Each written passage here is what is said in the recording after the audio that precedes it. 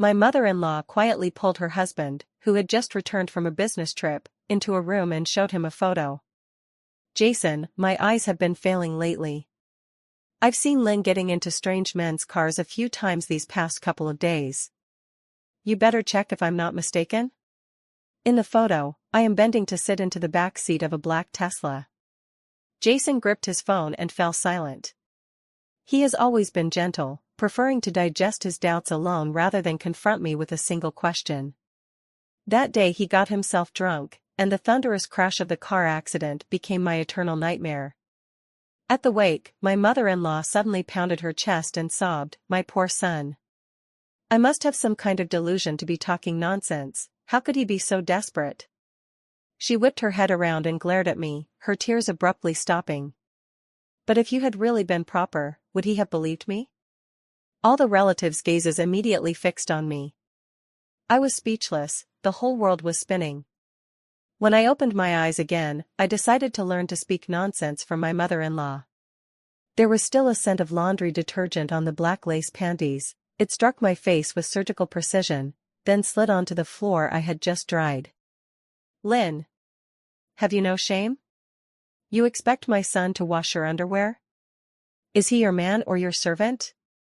Our Jiang family doesn't have that kind of rule." My mother-in-law Melissa put her hands on her hips, spitting so close to my nose that droplets almost sprayed me. Her sharp voice pierced my eardrums with pain. I froze where I stood. Not because of the sudden humiliation, but because the scene before me was so familiar it felt etched into my bones. Underwear on the floor. Melissa's face, twisted with envy. Even the scent of pork rib soup hanging in the air. All of it overlapped with the morning a week before the nightmare in my memory. A week later, Jason would return from his business trip and Melissa would quietly pull him into a room. He would see that photo taken from a carefully chosen angle, hear the gossip spun for his own good. And he, that foolish man who loved me deeply, faced with irrefutable evidence, could only swallow all his doubts and pains in silence. In the end he numbed himself with alcohol and walked down the road of no return. Are you even listening to me? Cat got your tongue? Melissa grew more aggressive when I stayed mute, her finger nearly poking my forehead. Her mouth lost all restraint. Don't think I don't see through your little schemes. You're just trying to use those dirty tricks to wrap my son around your little finger and make him serve you. You little slut, what are you even worth? My heart pounded furiously in my chest. A surge of hatred and an almost feral ecstasy swept over me. I'm back. I really have returned to before the tragedy occurred. In my last life I swallowed my pride and appeased them in every way, only to be met with escalating torment and ultimately the destruction of my family. At Jason's wake, she wore that same face, crying out, "Even if I'm talking nonsense, if there was nothing wrong with her, would my son believe it?" and threw all the dirt onto me. Forbearance doesn't buy peace, it only invites more contempt. I picked up the underwear from the floor, and instead of anger my face broke into a radiant smile. "Mom, you still don't know, do you? Your son likes me in this. Besides, when your son was taking my underwear off, why didn't you do anything? You." Melissa's eyes bulged, her face flushing in waves of green and white embarrassment. A man who washes a woman's underwear will be useless for his whole life. I sneered in response, "Then your father-in-law has never washed your clothes in his life, and yet he's still useless, isn't he?" I deliberately raised my voice, successfully cutting off my mother-in-law's stream of insults. "Mom, are you eyeing these underwear of mine and too embarrassed to ask for a link? Do you want to wear them to show Grandpa Jack next door or Grandpa Leo who does the square dancing?" I spoke at lightning speed, giving Melissa no time to react, my expression saying, "I know you know. Don't worry, Mom, I'm not the kind to go gossiping. Dad's never home at night, and I know things aren't easy for you. If you have needs, I can understand. But you should keep it low-key and mind the George family's reputation." As I spoke, I pinched the underwear between two fingers and waved them in front of her. My eyes were full of the helpless look of "Your daughter-in-law only wants what's best for you." Melissa was completely stunned. The shame, apologies, or explanations she'd expected didn't appear at all. You're talking nonsense. What rubbish are you spouting? She finally found her voice and screamed, trembling with fury. What Grandpa Jack, Grandpa Leo? Who needs that? Lynn, you little bitch, you. Mom. Don't try to hide it from me, I cut her off immediately, my expression even more worried. I stepped forward and lowered my voice as if sharing a secret. I heard everything. Last night didn't you call Aunt Lucy from the upstairs unit to cry about the shoemaker downstairs, Walter, abandoning you and refusing to be with you anymore? Walter's old partner is watching him like a hawk. You can't keep going like this. If they come over and catch you as the other woman, how humiliating will that be for you? Hearing my outrageous lies, Melissa looked as if she'd been struck by lightning. Her whole body went rigid. She pointed at me, trembling as if she had the shakes, her face quickly flushing a deep purple red. You, slandering me. She grabbed her phone and rushed back into the room. I guessed she must have called Jason again to blabber and tattle. My mother-in-law Melissa has a special talent. She can talk out of turn and stir up trouble. She's especially good at inventing faults of mine out of thin air, as if it were the only pleasure and spiritual sustenance left in her old age. In front of my husband Jason, she says things like this: Jason, you have to tell me about Lynn. You work yourself to the bone every day to earn money, and look at her, she sleeps until noon, lets the house fall into chaos and never tidies up. Actually, I get up at 6 every day to prepare breakfast and my husband's boxed lunch. The house is spotless and bright. Yesterday I saw her with my own eyes taking the money you worked so hard for, big bags and little bags, buying several new outfits. What a spendthrift. But those were seasonal clothes I bought for the whole family with my own salary, including that wool sweater I bought for her. Does she think I'm an old hag and an eyesore? Today when I spoke to her she barely answered, her face drawn long. She must be annoyed with me. The truth is I had a bad cold and fever then, my throat hurt so badly I could barely speak, yet I still forced myself to cook for her. In front of relatives and neighbors she put on a completely different act. She cried and played the put-upon mother-in-law. My daughter-in-law, she's greedy and lazy, can eat 2 bowls at a meal, and won't even pick up a fallen oil bottle. In fact, she demanded braised pork at every meal. When I made it she complained it was too greasy. Poor my son works so hard, he comes home and can't even get a hot meal, she just orders takeout to fob him off. Imagine how much that must cost.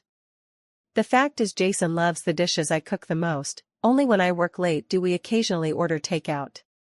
The last time I got dizzy and fell, she was standing right there watching and didn't even reach out to help me. What a cold-hearted person. Heavens no, I immediately rushed over to help her back then and even twisted my ankle. I took her to the hospital to get checked and she was fine, yet she went around telling people I was unfilial. These seemingly trivial but extremely misleading lies, after she theatrically and repeatedly embellished them, gradually altered how those around me saw me. They also deepened the invisible rift between my husband and me. He loves me, yet he also firmly believes his mother would never harm him. That tearing feeling ultimately pushed him into the abyss. The malice that had built up in my chest over 2 lifetimes, I was going to spit it out with pleasure. Melissa, this nonsense affliction of yours, I'll cure you properly. Sure enough, no sooner had Melissa put down her phone than Jason, away on a business trip, sent a message: Honey, my mom just likes to nag. Cut her some slack, don't go head to head. I smiled but didn't reply. Cut some slack? It was precisely too much slack in the last life that led to utter ruin. I didn't stay home as I usually do, instead I grabbed a few simple things and left. For at least a week, I could breathe a mouthful of free air. Jason called during that time, his voice a little hesitant. Honey, Mom says you haven't been home the past 2 days? I looked at the familiar shadow of the plane tree outside the window and said calmly, I'm going back to my mom's for a couple of days to keep her company and talk with her. The signal here is poor, sometimes calls don't get through. There was a pause on the other end of the line. He seemed to want to say something, but in the end only sighed. All right. I'll be back soon. A week later, I did the math and figured he should be home about then, so I only then leisurely dragged my suitcase back. I hadn't even taken the key out before the door thrust open from the inside. Mother-in-law Melissa stood in the doorway, her face piled with fake warmth, her voice so sharp it could cut the air. "Oh. So you remember to come back? Where have you been these 10, 15 days, roaming around? The house has become your hotel." I looked up and saw Jason lift his head from the living room sofa, dust-streaked and wearing the weariness of a business trip. His brow tightened slightly at her words. Before Jason could speak, Melissa seized his arm as if she'd caught him in some colossal wrongdoing, eager to tattle. "Jason. Look at her. The moment you leave on a trip she's gone without a trace. Doesn't pick up the phone, doesn't reply to messages. Who knows what she's doing out there? What self-respecting woman is never home like that? Maybe there's some wild man out there hanging on to her." Jason's expression visibly darkened, the fatigue of travel and the irritation of being disturbed rising to the surface. He pulled his arm back, his voice strained with displeasure. "Mom. What nonsense are you making up again? Lynn went back to her parents' house." Melissa was taken aback by her son's retort, then pursed her lips and muttered in a tone neither high nor low, just clear enough to drift into everyone's ears. "My family? Humph, of course a daughter's natal family would cover for her lies. Who knows whether she's really at her parents' or just pretending to be. Besides, a daughter who's married is like water that's been poured out, running back to her natal home all the time. What does that look like? That kind of thing brings bad luck to the natal family. Brings misfortune to father and brothers." The two words "brings misfortune to father" felt like an ice pick, driving sharply into my heart. She plainly knew my father had not even been gone a year. Jason's face turned even uglier. "Mom. That's getting more and more outrageous. What do you mean by brings misfortune?" I looked at Melissa's garrulous mouth and sneered inwardly. On my face, though, I suddenly wore a look of dawning realization, even a bit eager, and slapped my hand. "Mom. Now that you mention it, I remember. I had successfully drawn everyone's attention. I was visiting my parents these past few days, and I happened to run into Grandma Lily next door. The Lily grandma who reads fortunes." I quickened my pace and adopted a serious expression. Grandma Lily grabbed my hand and said, "Oh Lynn, you must hurry back. Has your mother-in-law been restless lately, her eyelids twitching? Saying odd, unfounded things?" Melissa froze, instinctively wiping the corner of her eye. I went on, putting on an air of seriousness, my eyes full of concern. "Grandma Lily said this, it's possession. When someone gets bewitched by unclean things, they lose their minds and start babbling nonsense. She specifically told me to rush back and find some cinnabar or a strip of red cloth to tuck under your pillow to drive the evil away. As far as I'm concerned, families turning on each other, talking about cursing parents, that's the worst kind of talk. It ruins the harmony and fortune of the whole household. You wouldn't really want to scatter our family's blessing, would you?" I spoke fast and urgent, half true and half not. I slapped the label of superstition back onto her and, in the same breath, pinned her rambling on having been possessed. I both refuted her accusation and avoided direct confrontation, which oddly made me look concerned for her. Jason listened stunned, glancing from me to his mother. His brow furrowed even deeper. My sudden appeal to superstition seemed to flummox him, and he momentarily forgot the earlier displeasure. Melissa stood with her mouth open, her face flushing red then pale. She wanted to refute my nonsense, but every word I said hit a tender spot. Especially the line about harming one's own family and its fortune. It left her momentarily choked, only able to glare at me in vain. After a long silence he managed to choke out, "You, stop talking nonsense." "Mom, it's better to believe than not to," I immediately jumped in, my expression even more earnest. Grandma Lily was spot on. Didn't you go to her for a reading before? Why don't you try her tonight? It's better than always being paranoid and having family curse one another, right? Melissa clearly hadn't expected me to retort in such an absurd way. She glared at me venomously, her look as if she wanted to tear me limb from limb. Jason rubbed his temples tiredly, trying to calm things down. "All right Mom, say less, I'm exhausted from the trip." "Tired? I think you've been dosed with love potion by that little seductress." Melissa snapped her voice up, yanking Jason's arm so hard her nails almost dug into his flesh. Jason! Come into the room with me. Mom has something to show you. After you see it you'll know who's really looking out for you and who's just spouting nonsense. She shoved him without another word, forcefully dragging a bewildered and resistant Jason toward the spare bedroom. Jason, constrained by the fact she was his mother and genuinely puzzled by her uncharacteristic determination, half protested and half went along. The door slammed shut, but it wasn't well soundproofed. I could hear the noises inside clearly. Jason, look. Can Mom still lie to you? Melissa's voice carried an urgent, almost frantic need to prove herself. It was the afternoon she left. I saw it with my own eyes from the balcony while I was hanging laundry. That black car. She climbed in grinning like that. If it's not some random man, what is it? You're working hard on business trips making money, and she treats you like this at home? There was a rustling sound, as if she were flipping through her phone's photo album. A brief silence. Jason's voice was strained with confusion and helplessness. Mom, it's just one photo of her getting in the car, it doesn't prove anything, right? Maybe she called a rideshare? Or a coworker gave her a lift. A rideshare? A coworker? Melissa's voice was so shrill it nearly cracked. What rideshare drives a luxury car? What coworker has to smile that sweetly? Jason, wake up. She's just taking advantage of how docile you are. I've suspected something was off about her for ages. You. When I heard that, I knew the moment had come. I didn't stand outside the door this time like last life, foolishly waiting and breaking my heart to no purpose. With a blank face I picked up my phone and called my father-in-law George. He couldn't sit still after retiring and had taken a security job in the complex across the street. On his days off he was invariably at the chess and card room just outside the neighborhood. Dad, my voice carried a touch of perfectly measured panic and grievance. Can you come back right now?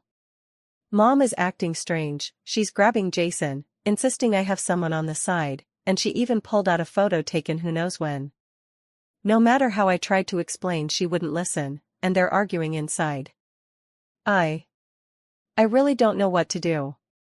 George's voice on the other end of the line immediately flared with anger. What? Causing trouble again? Just wait.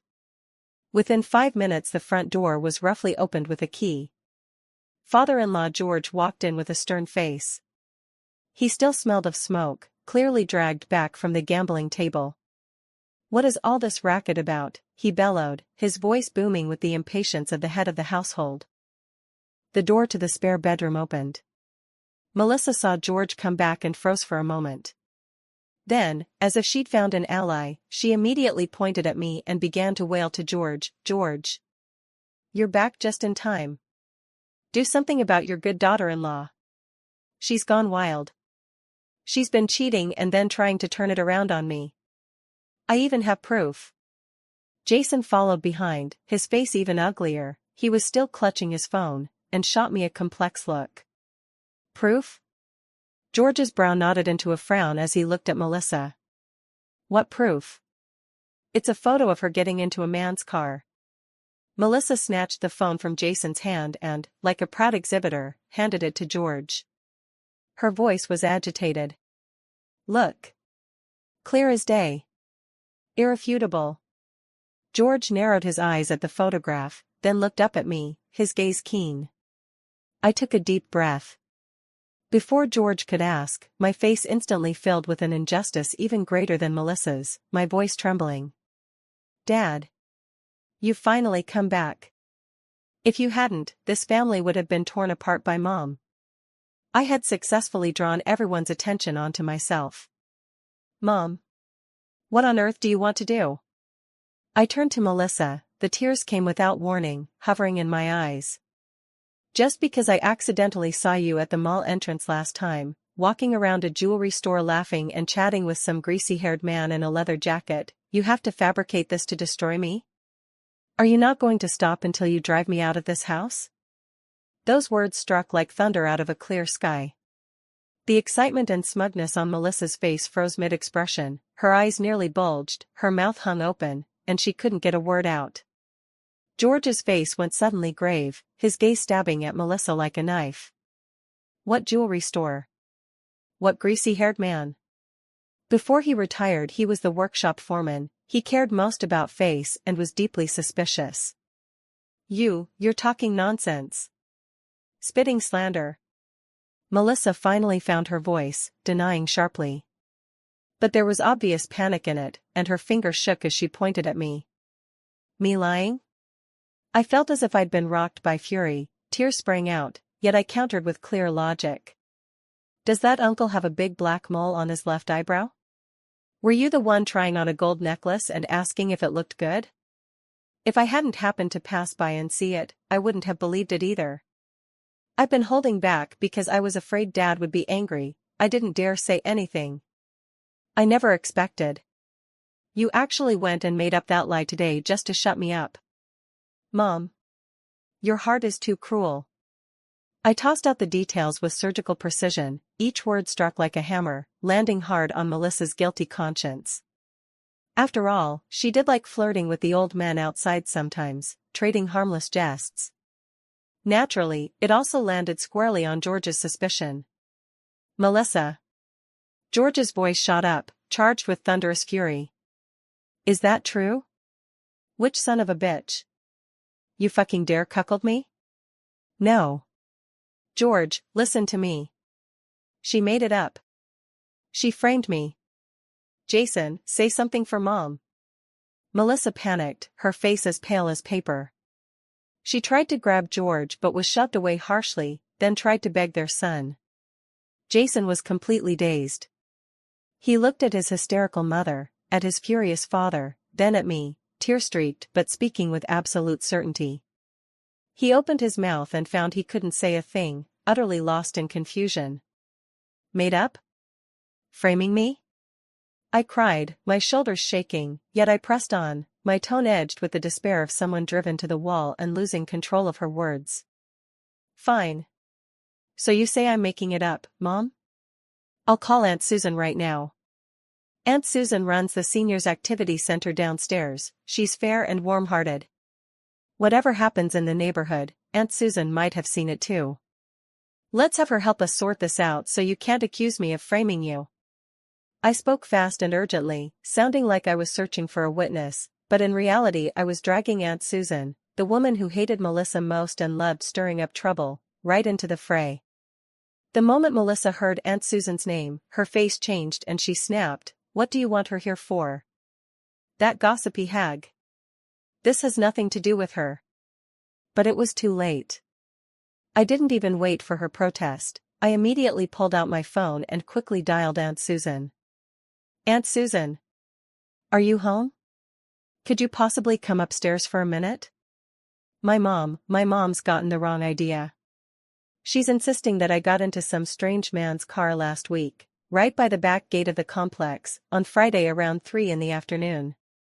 Weren't you out walking nearby that day? Please, could you help explain to my mom? She seems to be getting really stuck on this. A normal person couldn't possibly remember what car the neighbor took a week ago. But on the other end of the line Aunt Susan's voice perked up at the prospect of gossip. Oh, that might be it. What's Melissa been up to this time? Wait there. I'm coming up right now. Less than 2 minutes later, Aunt Susan arrived in a flurry, her eyes sparkling with barely contained gossip. Seeing her, Melissa's face fell long. Susan, this is none of your business. Aunt Susan didn't pay her any mind and turned straight to the sullen George and puzzled Jason. Patting her chest, George, Jason, what's going on? What's Melissa been causing this time? Lynn's such a good kid, what could be wrong? I know George doesn't care about what happened to me right now. So I cut in ahead of Melissa and, in a leading, plaintive tone, said to Aunt Susan.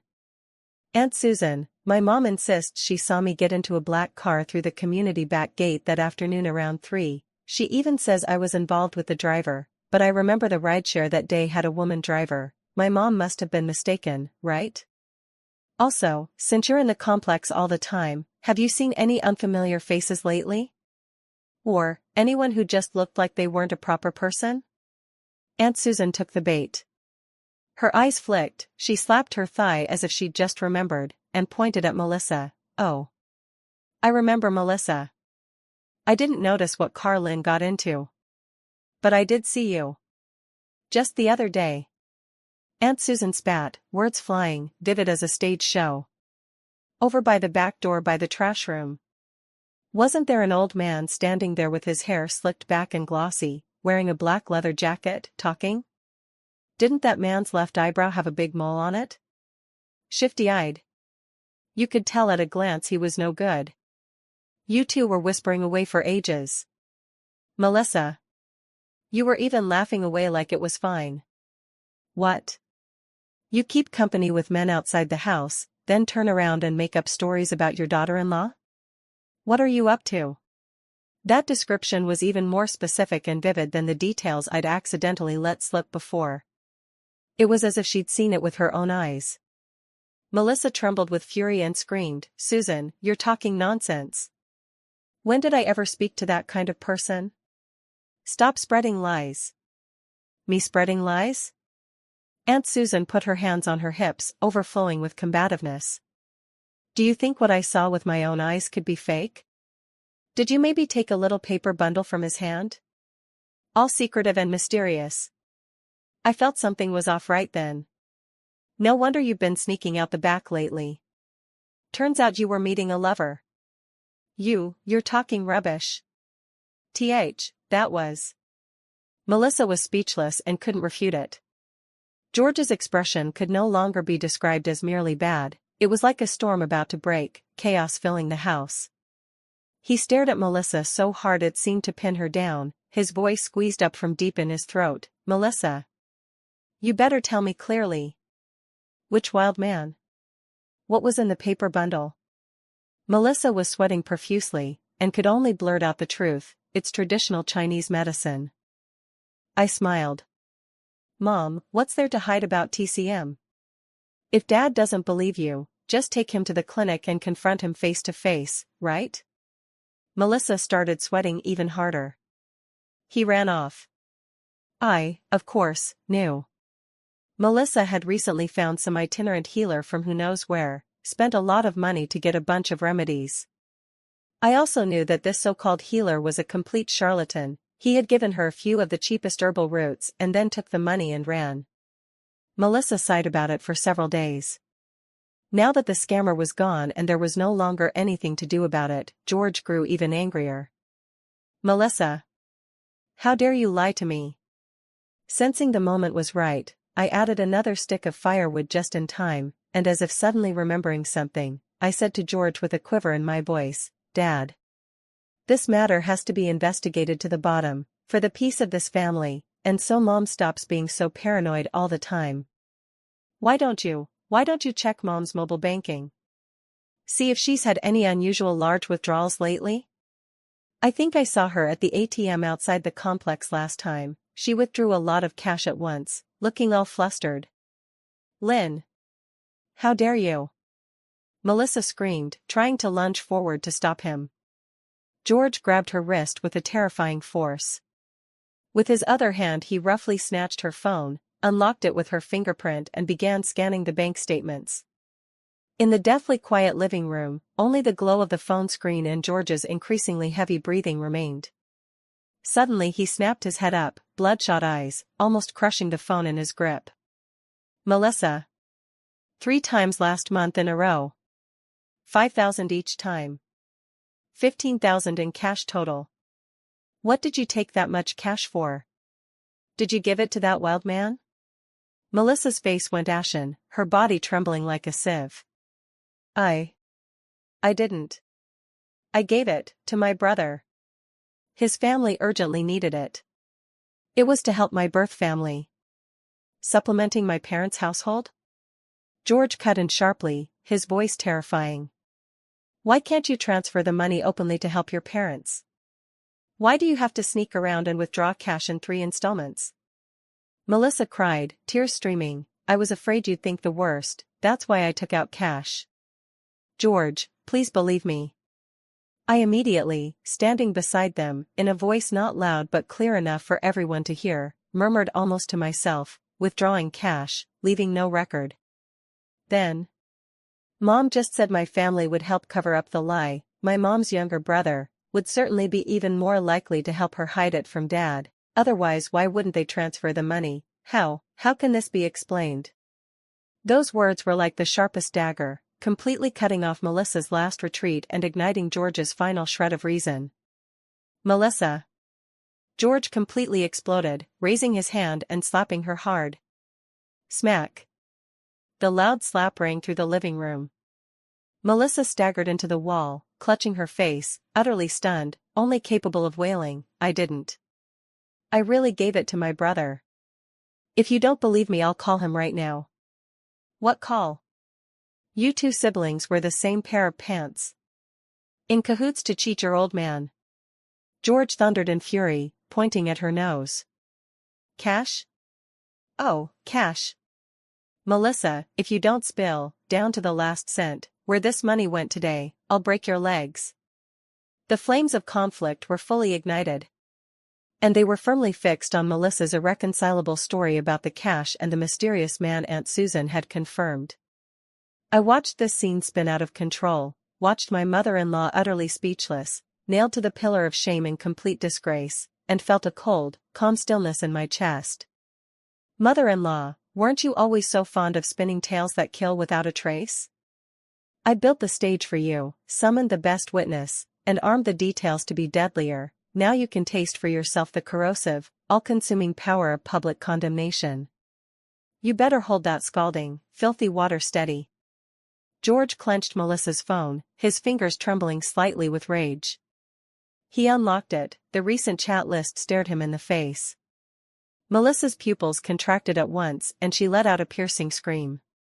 She threw herself at him recklessly to snatch the phone back. "George! You can't look. That's my privacy." "Privacy?" George flung his arm violently, the immense force sending Melissa sprawling to the floor. "When you were screwing other men with my money, did you think about privacy? I'm going to see today. How many shameless dirty things have you been hiding?" He swiped the screen roughly and opened the top few suspicious male profiles. Some were old classmates, some were card players, and some were just ordinary salesmen. The living room was terrifyingly quiet. Only Melissa's despairing sobs on the floor and George's increasingly ragged breathing remained. Suddenly, George's movements stopped. His gaze was locked onto a chat from a few days ago on the screen. It was a contact labeled Repairman Jack. The other party had sent, "Melissa sis, you looked so pretty in that red dress at the square dance today, like a little flower." Melissa replied, "Jack, you only know how to tease people." Other person, "No way. You're way better than those old hens. Going to dance again tomorrow? I'll save you a spot." Melissa, "I'm going. Remember to bring me a bottle of water, I like the kind you buy." Scrolling up, there are even ruder ones. Jack, "Can't sleep at night, just want to chat with you." Melissa, "Ugh. You perv. What do you want to chat about?" Jack, "Want to hear something sweet? You're sweeter than sugar." Jack, "Will anyone be home at your place tomorrow afternoon? Want to come by and fix your appliances?" Melissa, "How would you fix them?" My daughter-in-law will be home." Jack, "Your daughter-in-law is a real spoilsport." Boom. I seemed to hear the sound of some string in George's head snapping completely. This wasn't about fixing appliances at all. It was clearly flirting. Secret rendezvous. Melissa. George suddenly exploded with a deafening roar. He hurled his phone at the limp Melissa with force. The phone skimmed past her cheek, struck the wall, and the screen shattered into pieces. "So this is how you support your natal family? You still have the nerve to spout nonsense and slander your daughter-in-law." George stepped forward, towering over her as he jabbed a finger in her face, spittle flying. "Flirting with some filthy man? Using my money to buy water? Buying dresses to show off to him? Do you think I'm dead or something?" Melissa was terrified, her soul seemingly ripped from her, Snot and tears smeared her face as she waved her hands helplessly. Not like that, George, it's not what you think, it was just a joke, just a normal friend, it was a joke. Are you kidding me? George bent to pick up the phone, its screen cracked but still lit, and shoved the shameful chat history almost into her face. This is supposed to be a joke? Do you take me for an idiot? And that 15,000 in cash. Did you shove that to this Jack too? Or some old man? Tell me. Aunt Susan beside him watched with bright eyes and timely embellishments. Oh my. Brother George. See, I told you. You're never home, Melissa's always been up to no good. Sweeter than sugar. TSK TSK TSK. Shameless even at her age. What a disgrace. Jason stood to one side, his face as pale as paper. Looking at his parents, completely out of control and displaying every disgrace, and at the indecent chat history, he felt nothing but nausea and an unprecedented exhaustion. Any lingering doubts he had harbored because of Melissa's mischief had long since been obliterated by this far worse reality. Only absurdity and disgust remained. Divorce. George shot upright, his chest heaving violently, his voice trembling with fury. Melissa, I'm not done with you. I can't live like this. Tomorrow we go to the civil affairs office. I'm divorcing you, you shameless old bitch. You'll leave with nothing. Go and be with your lovers out there. No, Melissa let out a shrill wail. She scrambled and crawled toward him, clutching George's leg. George. I'm wrong. I know I'm wrong. I just said some stupid things. I really didn't do anything to betray you. That money was really given to my brother. Believe me. You can't divorce me. I won't leave. Get off. George kicked her away, there wasn't a trace of warmth in his eyes, only pure disgust. I don't believe your words. Wait until I find out where that 15,000 went, then we'll see what to do with you. After he spoke, he glared hard at Melissa, who looked like mud on the floor, then spun around and slammed the door. The enormous noise made the whole house tremble. Aunt Susan had had her fill of the spectacle and was still savoring it. She offered 2 hypocritical comforting words, clear this up properly, then left satisfied, turning back to glance several times as she went. As she walked out she didn't forget to close the door behind me. The living room was left with nothing but Melissa's despairing wails. Jason stood where he was, looking at his mother on the floor, a mess of smeared lipstick and foundation that made her look like a ghost. He opened his mouth, then, exhausted and hoarse, finally said to me, Lynn, go back to your room and rest for a while. I nodded, said nothing more, and turned as if to walk toward the bedroom. Just as I passed by Melissa, the smear of muddy mess on the floor suddenly moved. She jerked her head up. In those tear-swollen, cloudy eyes, the panic and despair that had been there moments before seemed to fade. In their place came an acute, vengeful clarity. She stared at me intently, as if seeing me clearly for the first time. Lynn. She struggled to her feet, her voice terribly hoarse, yet carrying a strange calm. Those things just now, that oily uncle, that gold shop testing necklaces, and the bank statements, withdrawing cash. She paused, seeming to squeeze the words out with every ounce of strength, and that idiot Susan was used by you too, wasn't she? Jason frowned, looking at her in disbelief. Mom. What nonsense are you babbling about now? Melissa ignored him, her eyes still locked onto me as if clamped shut, that gaze like a poisoned needle. You didn't see any jewelry store at all. You didn't see any necklace fitting. Did you? Her voice suddenly shot up, sharp with a brink of madness edge. You're setting me up. You already know what I'm afraid of. You know what George hates most.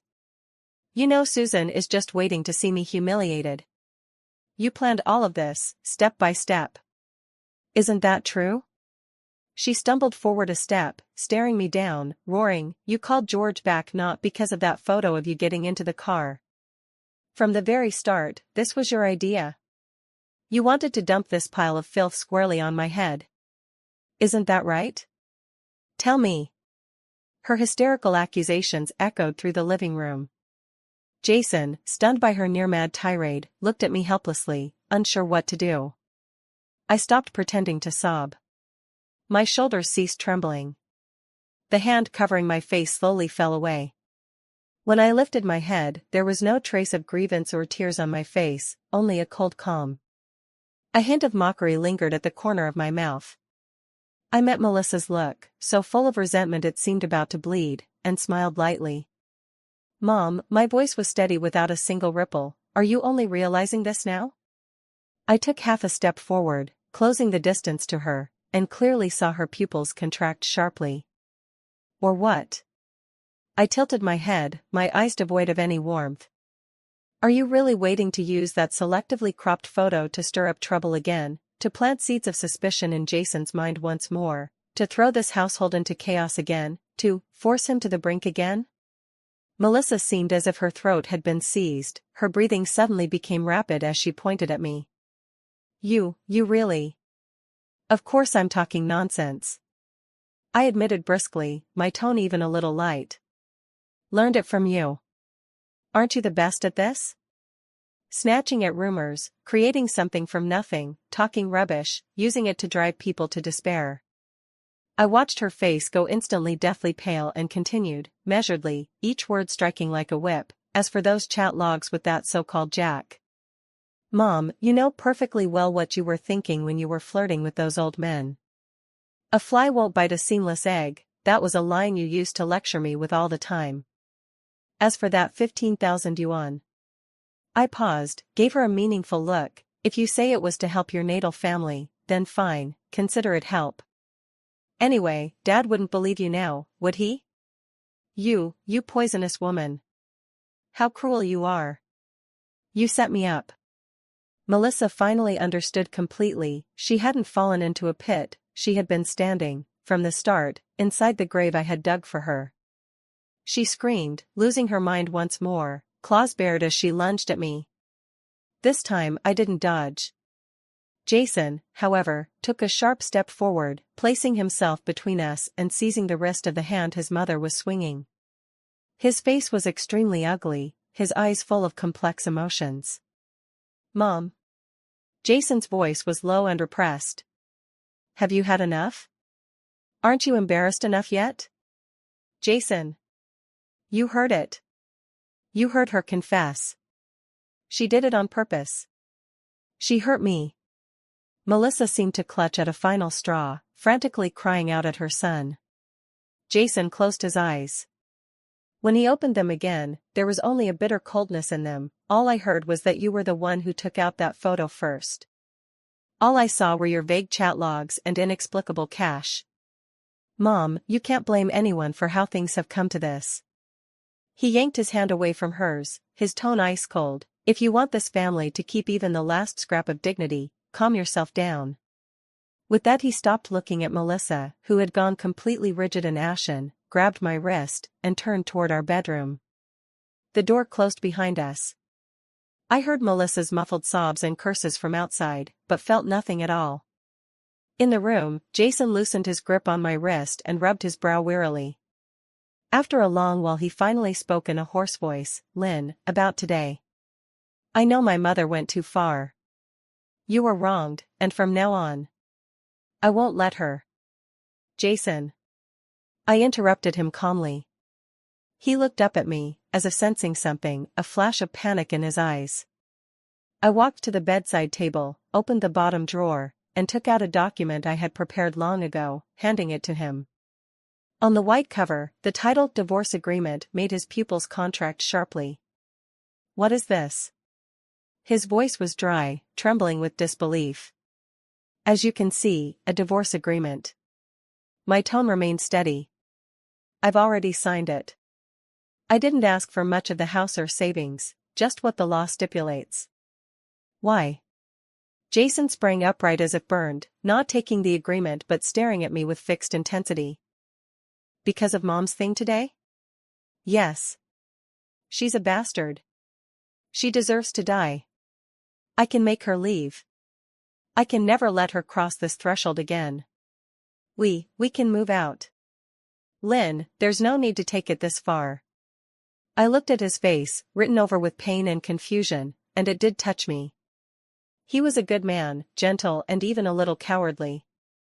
In his past life, his goodness and cowardice led him to choose self-destruction.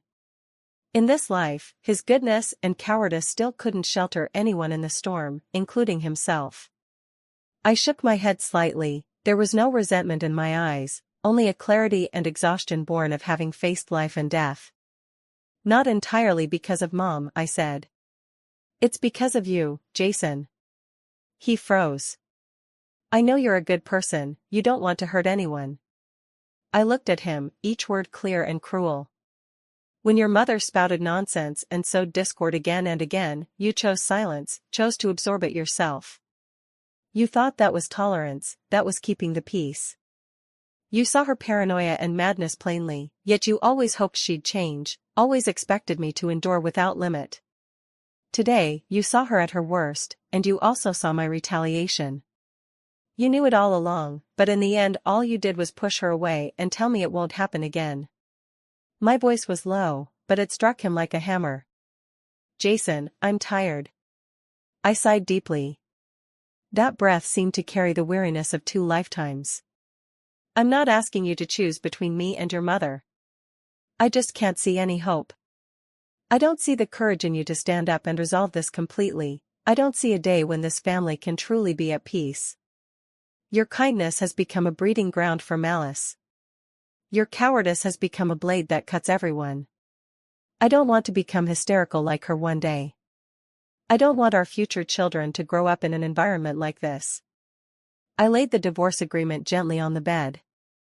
Leaving will be better for all of us. You can focus on your mother's affairs and won't have to be caught in the middle anymore. You might have an easier life in the future. Jason's face went ashen. He staggered back a step and leaned against the cold wall, as if every ounce of strength had been drained from him.